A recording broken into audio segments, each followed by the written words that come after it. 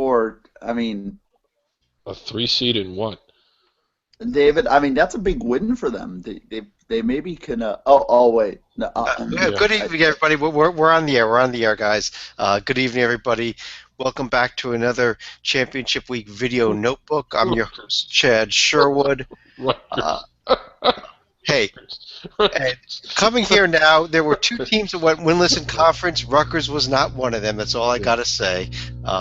Boston College and Chicago State were. We're going to be discussing those two teams next week, I believe. But first of all, joining us tonight, first of all, we got David Griggs back. David, how are you? I'm doing great. We also have, early in the morning.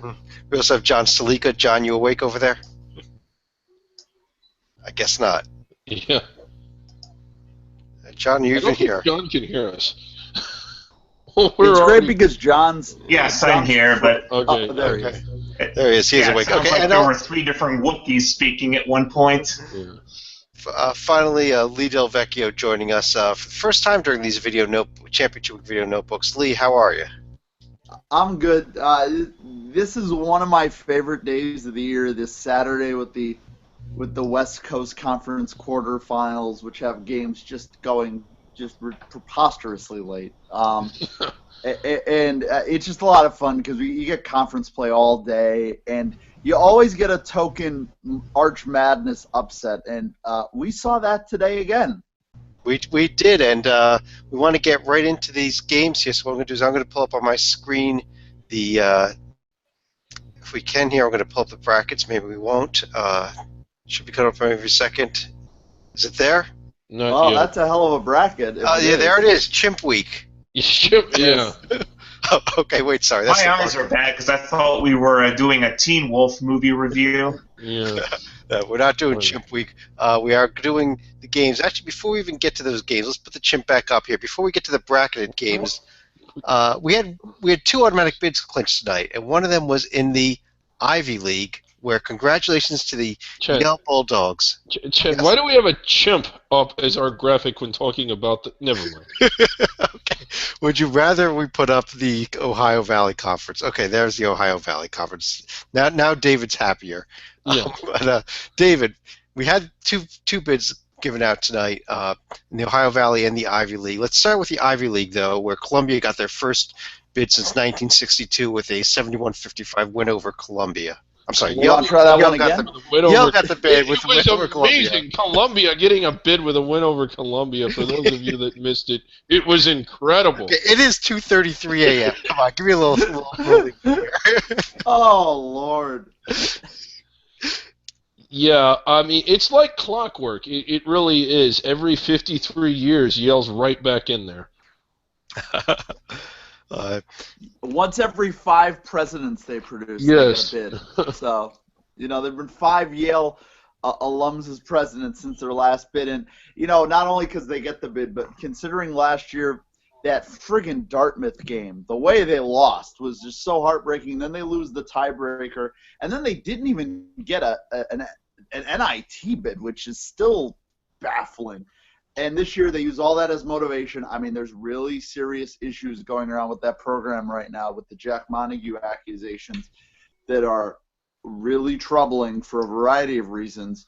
But in a basketball sense, a great achievement for James Jones, who has been the head coach at Yale for over a decade. And what a concept, Wow. showing patience with a coach who does a solid job and not freaking the heck out because he doesn't make the tournament in his first 5 years. The expectations are different in the Ivy League, but in a variety of ways. And it's tougher in a lot of ways to do what they do in the Ivy League because of the way that the regular season is until next year when they'll have one, I think, no tournament. And I'm really just thrilled for James Jones more than anyone else to get Yale finally back to the tournament. And a very, very dangerous 12 seed in my bracket. I agree. It's a dangerous team here, but that was one of 2 bids I was given out today. The other one came in the Ohio Valley Conference, where we watched the culmination of 4 days of not only upsets, but an Austin Peay team that went through probably the best 4 teams in the Ohio Valley Conference. And then after that thrilling overtime game last night, I didn't think they'd have anything out left today and just pounded Tennessee Martin, honestly. best team in the Valley, right, John? Yeah, it's been 8 years since Austin Peay has represented the Ohio Valley, and I guess if people haven't noticed their mascots, the Monopoly Man is in the NCAA tournament this year. Well, prior to the start of this run, they had a losing record, and it again, like they were losing really bad to.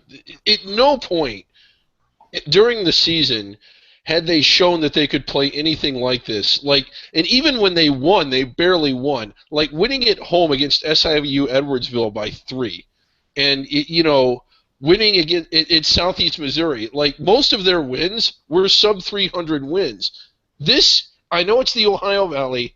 I know that it's a little bit below the sideline, and it didn't really have the same effect as when Georgia won the SEC tournament that one year after only winning 4 regular season games. But this was a legitimate surprise that they came in. They had to win their last, 2 games just to get into the tournament as the last team. They had to win their last 2 games and get help. They needed the Eastern, which is incredible. Yeah. So, I mean, again, this really is shocking that they not just won it, but really, at no point during the year, at least not that I saw, did they give any indication that they were capable of playing the way that they did today and yesterday, really. So, in other words, should I be making a run to Las Vegas to put a bet on Nicholls State to win the South one now? It would be about on those lines. I mean, going with our friend Ken Pomeroy, Austin Peay had a 0.5% chance to win the Ohio Valley. I mean, for me, it's what David mentioned. It's for them to even have been in the tournament in the Ohio Valley, the things that had to happen. And then to just, go Warriors style through this tournament. I mean, it's not that they were 0-2 to start the year. I mean, it was exciting that they averaged 75 possessions in their games against Vanderbilt and Indiana. I mean, they lost the games by a combined 65 points. So, that probably was a problem. Yeah. But, I mean, they started out 0-4. They've played 2 non-Division I teams, and that's not even to speak of the rest of their schedule. After their second game of the year, they did not play a team inside of the top 120 in Division I. And they were very bad against pretty much all of it. And then to go into this tournament, and it's really with the way their style is, though, they truly just got hot. They're an up and down team in terms of pressing high tempo, and just they were hitting everything.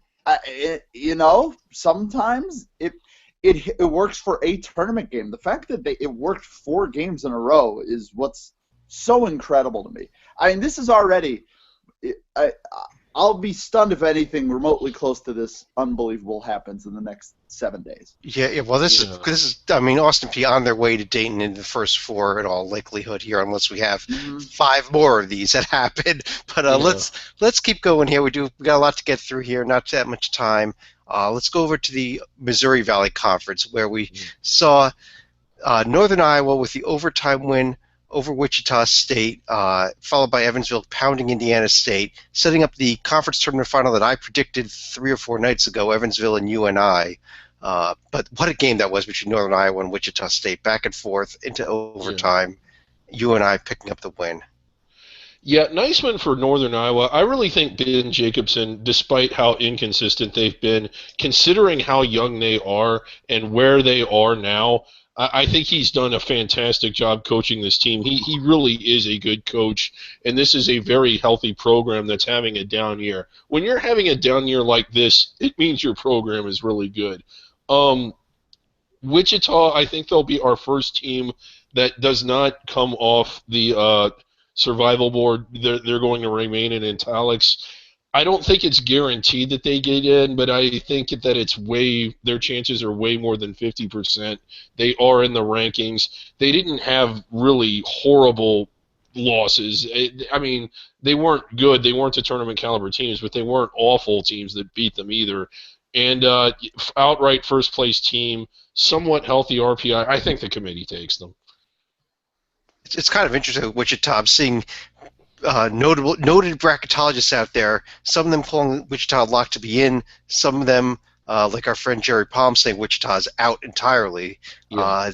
Depends on how much you disregard a little bit of what happened with the injuries. It depends on how much credit you do give for winning a conference, especially when it's a down conference this year in the Missouri Valley. So there's a lot of factors in there that the committee's going to have to evaluate with this team. I think I could see this team on the 7 line. I could see them out entirely.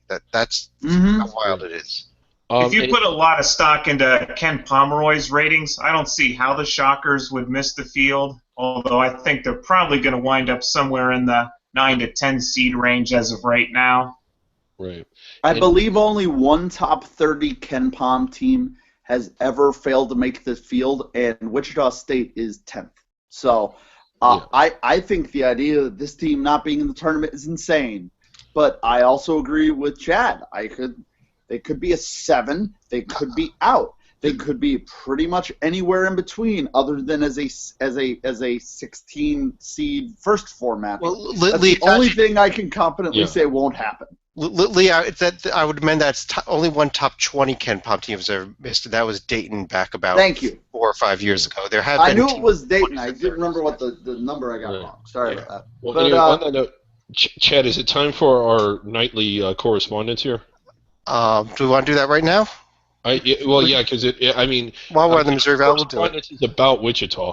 What we're doing, Lee's a little new, is that we are corresponding with Committee Chairman Joe Castiglione every night on the show via Twitter. That's interesting. Yeah, I'm about to send him a tweet, and then he'll tweet back. He didn't last night for some reason. But the idea is that we're the only show that is actively communicating with the committee. So here we are.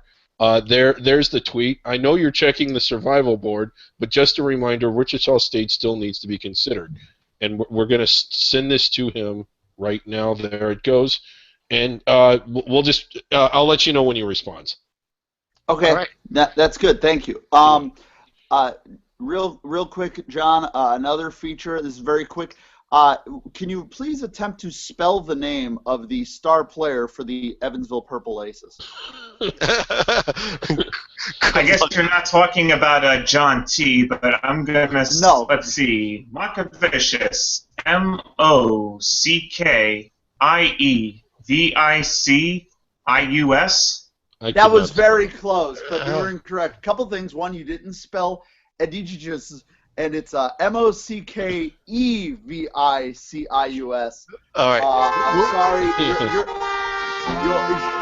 We're gonna move off of the spelling bee now. Come on here. You're now doomed. You're now doomed to watch the entire first day of the American Conference tournament. Let's keep going here. I'm from the spelling bee. We're going to move over to the Northeast Conference semifinals again today. The later of the two games, Wagner and LIU Brooklyn, was good for about 30 minutes before Wagner put it away, but that Fairleigh Dickinson, another very entertaining home win, this time over Mount St. Mary's. Just that was another. Both these Fairleigh Dickinson games have been just so much fun to watch for some reason. Yeah, and whoever it is that's doing the play-by-play for Fairleigh Dickinson, we need to reach out to them and get them on this show. This guy was having a conniption the entire game. It was great. I turned down everything else, and that was the audio I was listening to. It's always fun. It's yeah, their guy goes pretty nuts. It was fairly ridiculous, that game, if you ask me. No, just tremendously entertaining affair. I don't particularly like FDU's chances at Wagner. We seem to have unfortunately lost shot. But Chad, I mean, you've seen? I don't know if you've seen both of these teams this year, but you've seen some NEC action. What do you think? Fairleigh Dickinson's got a shot going into Wagner. I mean, I think is a really good Wagner team. That's I saw Wagner play live at Monmouth earlier this year. They got their doors blown out, but I was not that impressed with this Wagner team all year. I actually thought that this entire conference here, we could almost pick a name out of a hat for who was going to win among the 8 teams. Yeah. And to see the top 2 seeds in the championship game is almost strange given how much parity there was in this conference this year. So I definitely think Fairleigh Dickinson has a shot, and right now I'm going to pick Fairleigh Dickinson to win that game coming up Tuesday night, actually. All right. I mean, It's the not thing a about good it, sign when your potential conference champion is losing to St. John's earlier this year. It Yeah, is that's if you're the Northeast Conference. Come on, John. Well, I don't well, know. no, I mean, Calling out what if St. John's. Syracuse wins the ACC? That would still be true. Uh, Also, I mean, the thing about it is it's a 1 versus 2 matchup, and I feel confident in saying no matter who wins, they're still going to Dayton. I mean, this is Oh I- yeah, absolutely. the NEC yeah. is the NEC needs some Big Sky and Southland and like Horizon League craziness, which actually not even Horizon League, they can't get that. But Yeah. the NEC winner will be going to Dayton along with Austin P. All right, let's go on to the semifinals today. Also in the Big South, with that being the second of 3 different championship games tomorrow. The Missouri Valley Championship game tomorrow. Also the Big South title game. Winthrop Yeah. and UNC Asheville both kind of cruising today. Not too exciting either of these games. High Point did not expect them to win despite being the 1 seed with John Brown being out. So we get the Asheville-Winthrop championship game tomorrow. David, who do you like in it? I actually like. I mean, I don't know if we're ready to crown them Stony Brook yet. I believe this is Winthrop's third appearance in this championship game in a row, and I think they lose it for the 3rd year in a row. I mean, I think Asheville didn't have the best season, but they've looked the best to me in this tournament, and I think Asheville gets it done tomorrow. Let's move on here, and John, I want to bring you into the next conference here, the Colonial. This was a conference we were really looking forward to today, 4 quarterfinals. We thought there was one potential blowout that we did have in the Hofstra-Drexel game, but the other 3 were pretty good games, especially that Wilmington-Charleston game. Your takeaways from these quarterfinal games today? Charleston certainly made Wilmington sweat. I believe they had a lead by as much as, 13 or 14 in the first half before the Seahawks came back. I mean, They led most of the Northeastern, as game, I alluded to yesterday, Northeastern is not really that much of a surprise given what their expectations were preseason. But I still think the big semifinal coming up tomorrow is going to be between Joby's William and Mary team as well as Hofstra. Yeah, Lee, what do you think about these 2 semifinals tomorrow? Who do you have winning them? I mean, it's tough because my pick to win this tournament when it started out was, I mean, not that it was a bold one, but was UNC Wilmington. I think they've been the best team in the league all year, but that's a Northeastern team that, I mean, I don't want to just say they scheduled tough. Let me check the full number. I don't want to assume just because they played Michigan State they scheduled tough. They actually did. Played Miami. 77 strength is 70. Obviously, they and the win at Miami. So they've got experience in tough games, but at the same time, those were games with no expectations, no pressure. This is a different scenario entirely. I think Wilmington wins that game. I think it's very close. On the other side, I'd love to root for William and Mary. I mean, but I just think Hofstra's got too much talent, too much quality. They've got Wanya Green, who's the best player in the league. They're second in the league in offensive efficiency. They're third in defensive efficiency.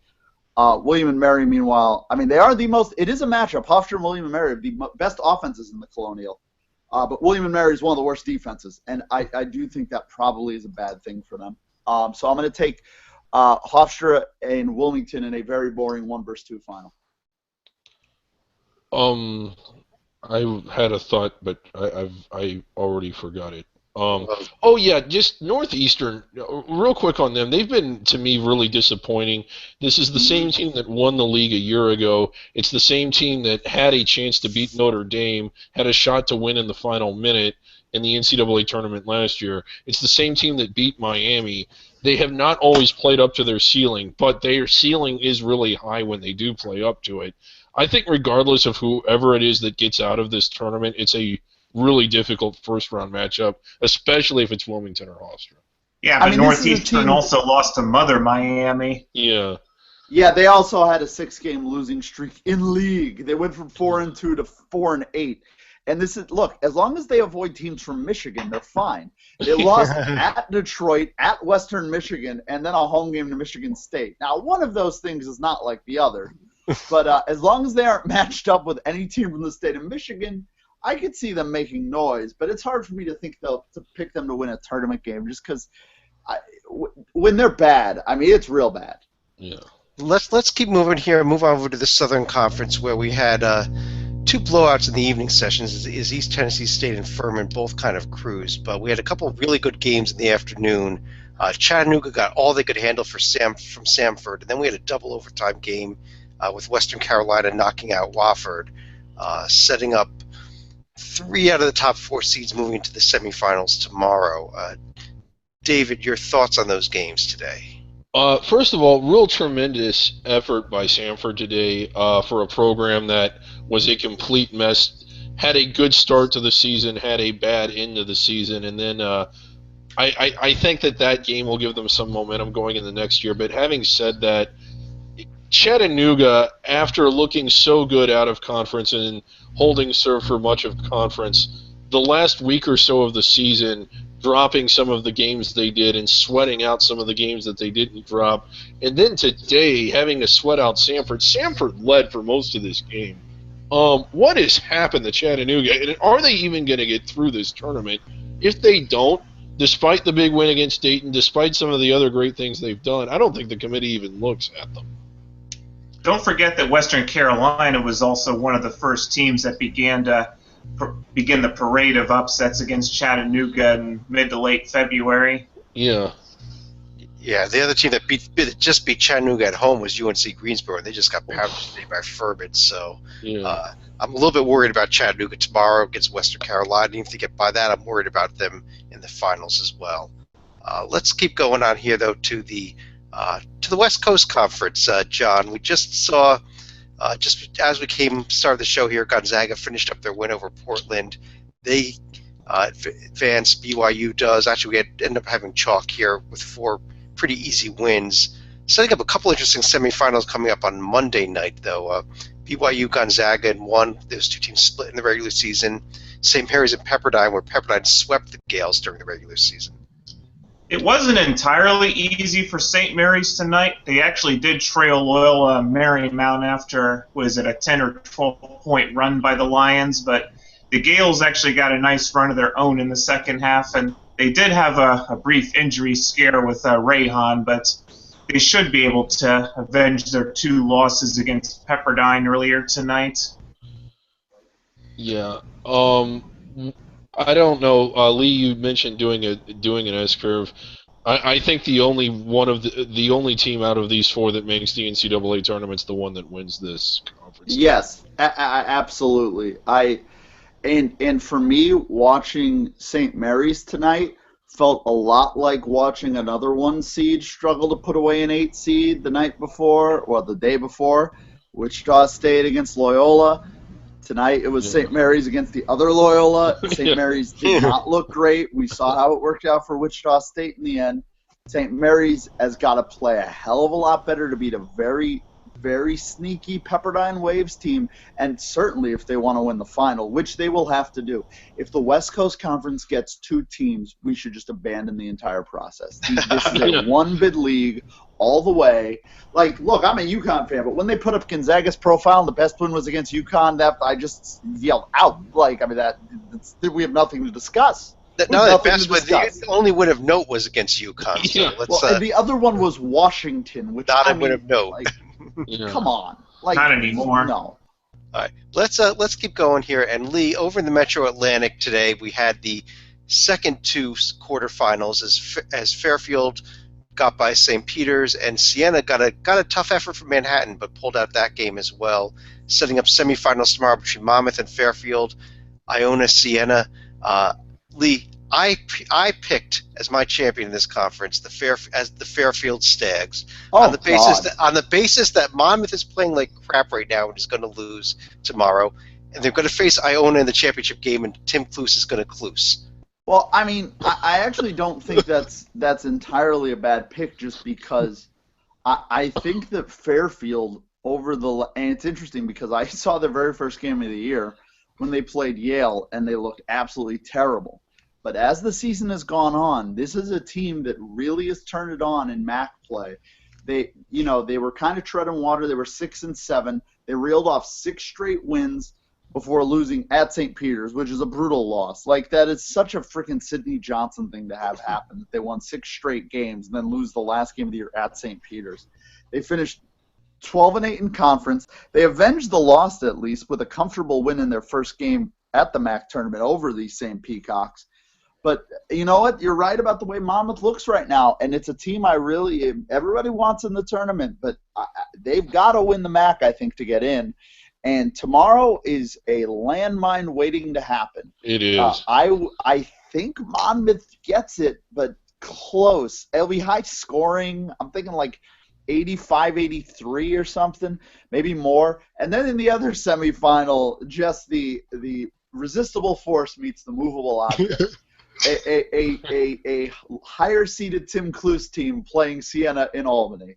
I wonder how this could go. This could.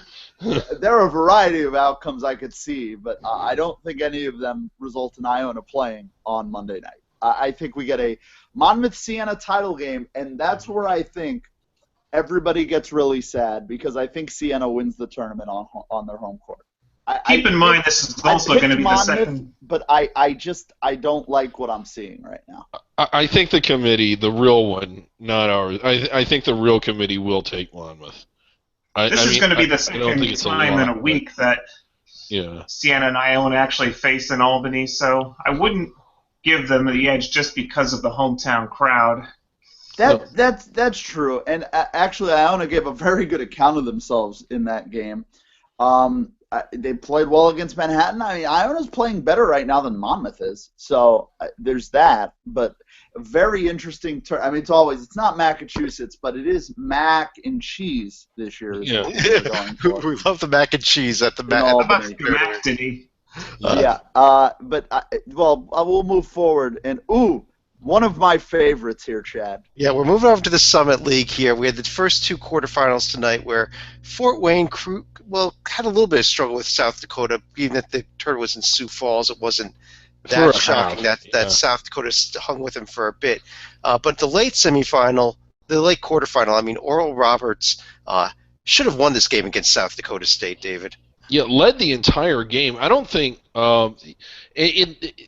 I mean, they weren't blowing them out, but it was semi-comfortable. It felt like it was 6, 8, 10 points all the way through. South Dakota State didn't get the lead until about a minute to go in the game, and even then, Oral Roberts had a couple of missed opportunities that could have put them ahead or put them further ahead, and came up empty each time. So, really sweated this one out. And this has been a South Dakota team that has been prone to stub its toes this year, despite probably having the most talent out of any team in the conference.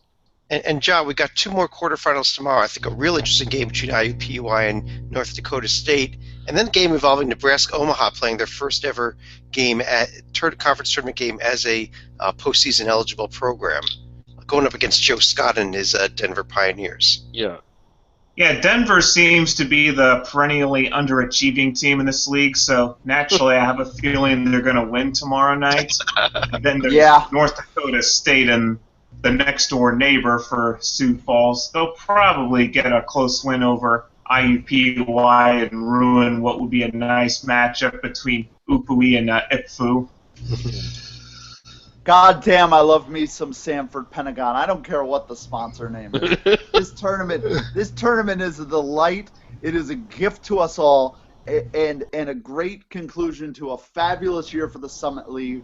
14th in Ken Palm's conference ratings. That is the highest in the 13 years Ken has ranked conferences. It's been a great year for the Summit League, led by the greatness of Nebraska-Omaha, which will tomorrow night, I agree, be crushed by a team that shouldn't even be in the freaking conference, and it's just going to ruin everything. But a great year for the Summit League. They do great things. They have a great tournament. And now, Chad, we're moving on to a league that has no idea what the fuck they're doing with the postseason tournament. Well, I don't mind the latter format. I do seriously mind the fact that they moved this thing to Detroit. And David, I know you're a big Horizon League fan here. As far as the games, chalk held today. Not surprising. We got 2 games tomorrow: Green Bay, Milwaukee, Wright State, Detroit. Detroit, Oakland. Joe Louis Arena. Go for it, David.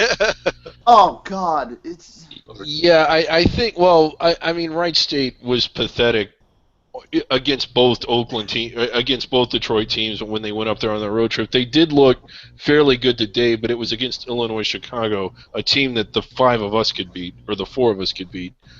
So I think I think Detroit gets I think Detroit gets that win tomorrow, and I like Milwaukee in the other game. And how much fun is Detroit Oakland? As much as I hate the format and the location, I kind of like the prospect of Detroit and Oakland playing in a conference tournament in Detroit. This is like Sisyphus trying to push a boulder all the way up the hill, watching Wright State trying to begin this gauntlet. Yeah, well, like we said, if the one thing that they did right with this is to keep the ladder format. If you don't like having to win 4 in 4 days, finish second.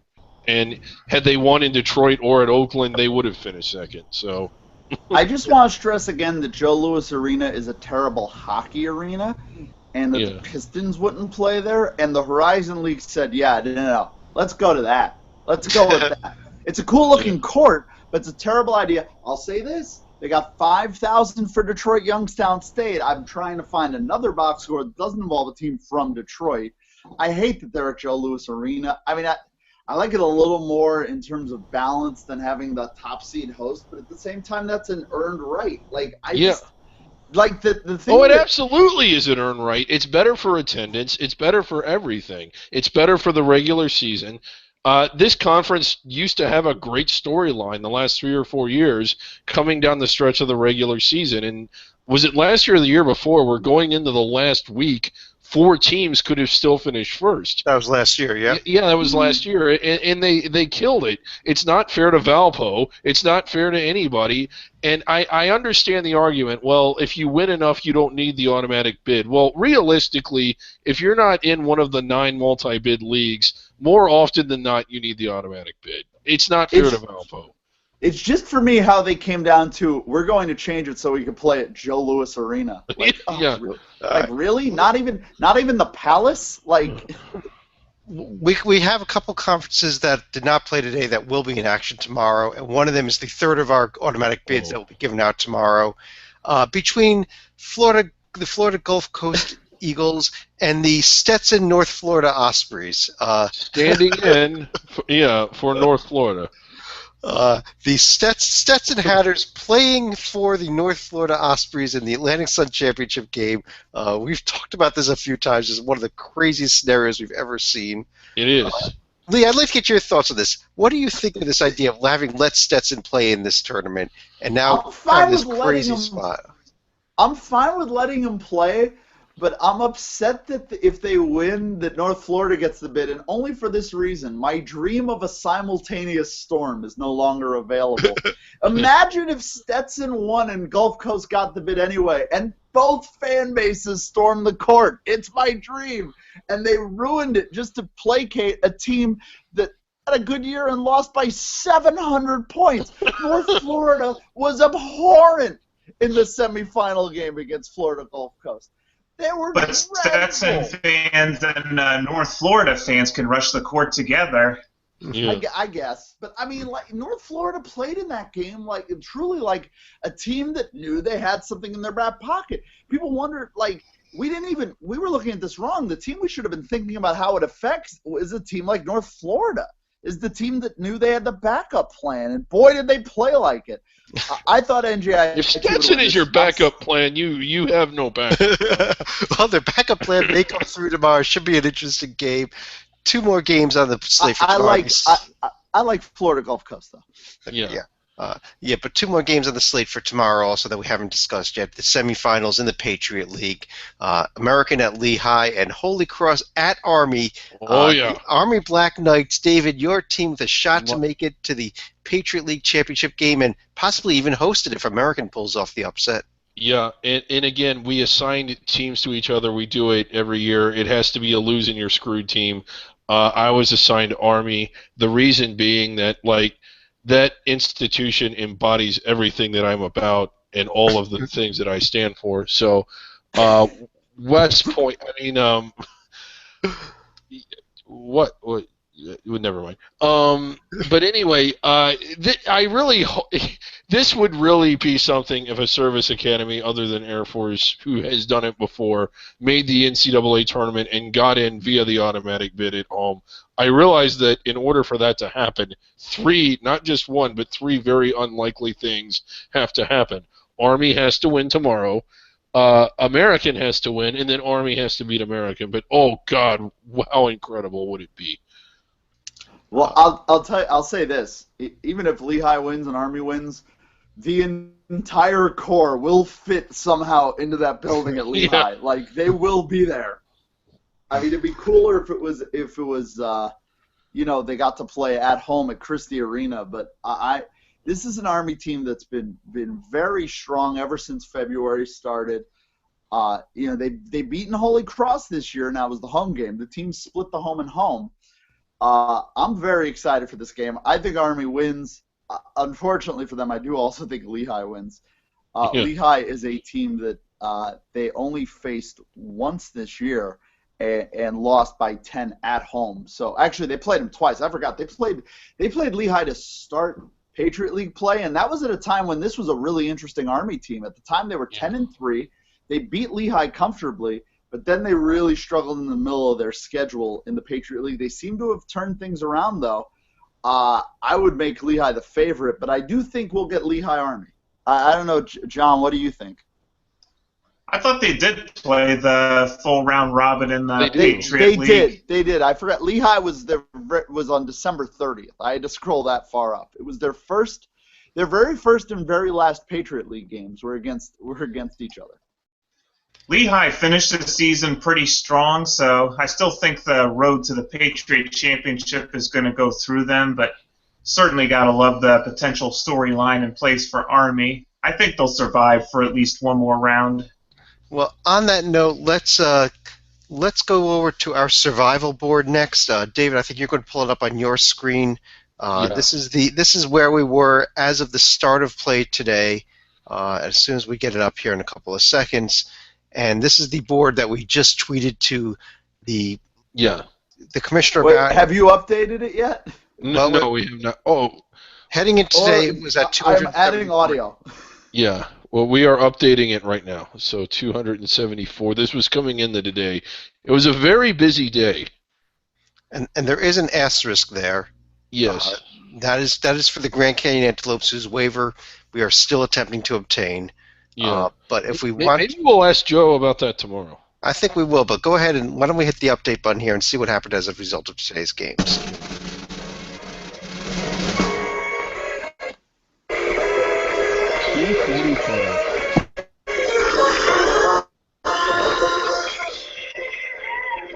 $245. Yeah.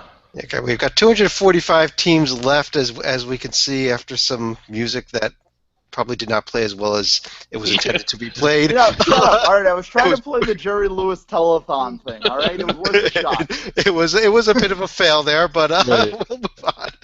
But some interesting things here. Yeah. Missouri Valley, Wichita State still on the board, even though they're out of their tournament. I think they're the only team that's out of their tournament that's still on the board, other than North Florida. Right, and you will see a couple teams now have showed up in bold and all caps. Those being Yale and Austin Peay having clinched spots as well. Yeah. That tells the committee bold and caps they have to be in, and if you leave them out, then you just better go back and start over again. Right. Yes. But on that note, let's run through any final thoughts here, and Lee, let me start with you. Any final thoughts for the night? It's just fascinating to watch the bubble. I know the bubble, every year we say it's bad, and every year it's pretty much about as bad as the year before, so it's no better or worse.